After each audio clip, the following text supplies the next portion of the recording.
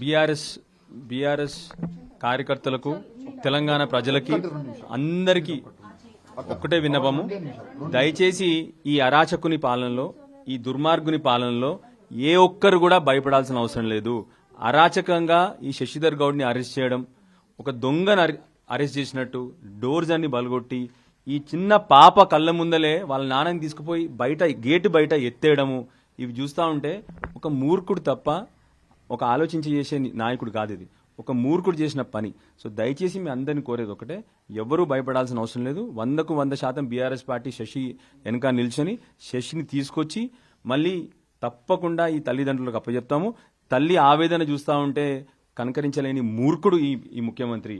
దయచేసి మహిళల్ని కొట్టి చిన్న పిల్లల ముందల వాళ్ళ తండ్రిని తీసుకెళ్లి ఇంత అరాచకం ఎందుకో నాకు అర్థమవట్లేదు. ఒక సామాన్యుడు, ఒక మామూలు వ్యక్తి, ఈయన మీద ఇంత నీ ప్రతాపం చూపెడతా ఉన్నావంటే నువ్వు ఎంత దౌర్భాగ్యమైన పరిస్థితిలో ఉన్నావో రేవంత్ రెడ్డి గారు మీరు ఆలోచన చేసుకోవాలి. నిన్ను పోలీసులు అరెస్ట్ చేసిన రోజు నువ్వేమో పెద్ద స్వాతంత్ర ఉద్యమం చేసినట్టు ప్రతిసారి నన్ను అరెస్ట్ చేసిన అంటావు. నిన్నేమో నువ్వు చేసిన ఏదో పనులకు అరెస్ట్ చేసినారు, ఇక్కడేమో ఒక ఉద్యమకారిని అరెస్ట్ చేసినారు. నీకు తేడా తెలుసుకోవాలి దయచేసి. ఉద్యమకారుల్ని, తెలంగాణ కోసం పోరాడే వాళ్ళని, తెలంగాణ సమాజం మంచుకునే కోరుకునే వాళ్ళందరినీ అరెస్ట్ చేయడం నీ దౌర్భాగ్యమైన ఆలోచనకు పరాకాష్ట చేరింది.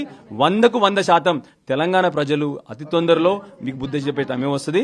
మళ్ళొకసారి మిమ్మల్ని కోరుతా ఉన్నారు రేవంత్ రెడ్డి గారు, ఈ దౌర్భాగ్యమైన విధాలు మీకు ఎవరి మీదన్నా కేసులు పెట్టాలంటే పెట్టండి.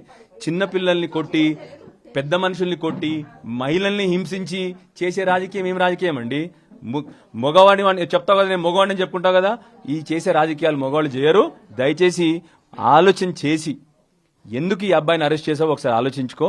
దానికంటే ముఖ్యం, ఇంట్లో ఉన్న మహిళలందరినీ కొడతా ఉన్నావు చూడు, అది నీ దౌర్భాగ్యమైన పరిస్థితి. 100% ఇంతకుముందు చెప్పాను, మళ్ళీ చెప్పినాను, నువ్వు ఏదైతే ఈ అగ్గి పెట్టినావో ఈ అగ్గిలో నువ్వే భస్మం అవ్వడం ఖాయం. నువ్వు అందరికి మళ్ళీ చెప్తా ఉన్నాను నీకు రేవంత్ రెడ్డి గారు.